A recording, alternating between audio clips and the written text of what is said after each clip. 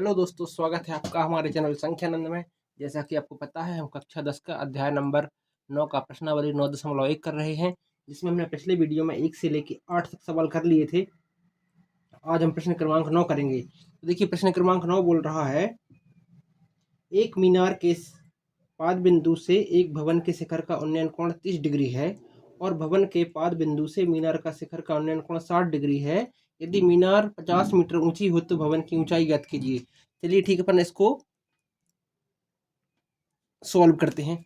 देखिए, सबसे पहले क्या लिखा सवाल में, वो करते हैं कि भाई जो सबसे पहले मैंने आपको बताया था कि त्रिकोणमिति के सवाल को सिद्ध करने के लिए सबसे पहले हम एक चित्र बना लेते हैं, जिससे कि हमको पूरा आइडिया लग जाता है कि सवाल कैसा है कैसा नहीं है। तो देखिए, पहला सवाल बोल रहा है मीनार, पहले देखिए जमीन स्तर रहता है अपना एक ही, इसी पे मीनार या भवन कुछ ही बना रहेगा। तो बोल रहा है मीनार के पाद बिंदु से भवन के शिखर का उन्नयन कोण, यानी कि एक भवन है अपना, ये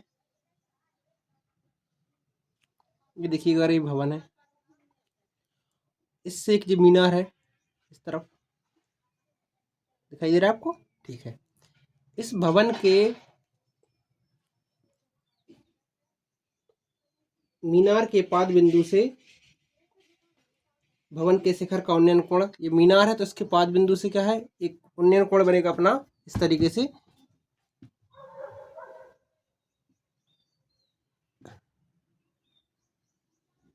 ये मीनार थी, इसके पाद बिंदु से जो भवन के शिखर का उन्नयन कोण कितने का है, 30 डिग्री का है। उन्नयन कोण मतलब नीचे से ऊपर की तरफ देखने पर ये कोण बन गया अपना। इसके बाद बोल रहा है और भवन के पाद बिंदु से मीनार के शिखर का उन्नयन कोण 60 डिग्री है। अगर ये भवन है तो इसके पाद बिंदु यहाँ से लेके जो अपने मीनार के शिखर का उन्नयन कोण कितने का, ये 60 डिग्री का है। इसके बाद बोल रहा है यदि मीनार 50 मीटर ऊंची हो, यानी कि ये वाले पॉइंट से यहाँ से लेके यहाँ तक की लंबाई कितनी है, 50 मीटर, तो भवन की ऊंचाई ज्ञात कीजिए। चलिए ठीक, सवाल को सॉल्व करते हैं हम कि मान के चलते ये बिंदु हमारा ए है, ये बी है, ये सी है और ये डी बिंदु है, ठीक है। तो देखिए अपना बी सी क्या हो गया, अपना ये अपना बी सी हो जाएगा, अपना बी सी हो गया क्या, मीनार, ठीक है। और ए डी क्या है, हमारा भवन है। तो देखिए हमको दिया है, वो लिख लेते पहले हम यहाँ पे, दिया है क्या, मीनार की ऊंचाई, ये मीनार की ऊंचाई बीसी दी ना हमको, मीनार की ऊंचाई बीसी बराबर कितनी है, 50 मीटर, ठीक है। इसके बाद क्या है, मीनार से भवन का उन्नयन कोण कितने का है, मीनार से भवन का उन्नयन कोण, भवन का उन्नयन कोण कितना है, ये अपना 30 डिग्री का है, ठीक है। और भवन से, यानी ये हमारा एडी भवन था ना अपना, ये इसको बनाने के लिए मैं आपको समझा दे रहा हूँ कि ये भवन है अपना, ठीक है। इस तरीके से ये भवन है अपना, ये भवन हो गया अपना, ये मीनार हो गई, जिससे कि आपको आसानी रहे समझने में, ठीक है।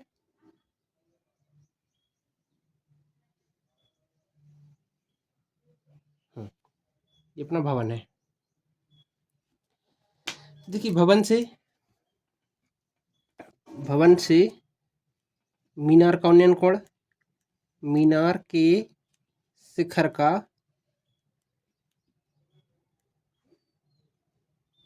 उन्नयन कोण कितना दिया, इनने दिया है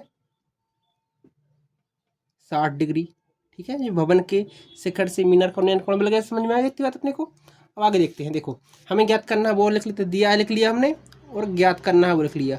किसी भी सवाल में अगर दिया है और ज्ञात करना लिख लेते हैं तो उससे क्या है, जितना सवाल में दिया है वही हमको लिखना रहता है और जो ज्ञात करना वही सवाल में रहता है। तो इसके आधार पर हम सवाल करेंगे तो हमारा आसानी से 1-2 नंबर मिल जाएंगे हमको, सिर्फ इतना लिखने पर, अगर हमको आगे सवाल नहीं बन रहा है तो। देखिए लेकिन आपसे पूरा बनेगा कि ज्ञात क्या करना है, हमको ज्ञात करना है भवन एडी की ऊंचाई, भवन एडी की ऊंचाई बराबर हमको ज्ञात करना है, ठीक है। अब देखिए इसमें हम क्या कर सकते हैं, सबसे पहले देखें कि हमको एक लंबाई दी है कौन सी, ये 50 सेंटीमीटर। अगर हम इसकी बात करें, देखिए कौन कौन सी बात कर रहा हूँ मैं बोल रहा हूँ आपसे, ए बी और सी, इससे एक त्रिभुज बन रहा है ना अपना इस तरीके से, अगर इसकी बात करें हम, तो देखिए एक भुजा दी मिल गई अपने को, ये वाली भुजा, और ये मिल जाएगा, तो इससे अपन तीसरी भुजा निकाल सकते हैं। कैसे करेंगे देखिए मैं आपको बता रहा हूँ। अगर इस त्रिभुज की बात करें ए बी सी में, यहाँ करें त्रिभुज ए बी सी में, देखिए कितने डिग्री का कोण है, 60 डिग्री का कोण है। तो ए बी सी में 60 डिग्री रखने पर टेन 60 का मान कितना हो जाएगा, लंब बटे आधार से 50, जिसका लंब का मान हो जाएगा इस त्रिभुज के, इस कोण के सामने वाली भुजा लंब कहलाती है हमारी। ठीक है, इस त्रिभुज के सामने वाली भुजा लंब कहलाती है, तो ये हमारा लंब हो गया। और ये कोण जिससे बनता है वो आधार कहलाता है हमारा। तो देखिए इसको लिख सकते हैं हम 50 बटे ए बी का मान हमको नहीं पता था उस समय। देखिए हमने रख दिया। अब टेन 60 का मान करनी 3 होता है, लंब का मान 50 और आधार का मान ए डी।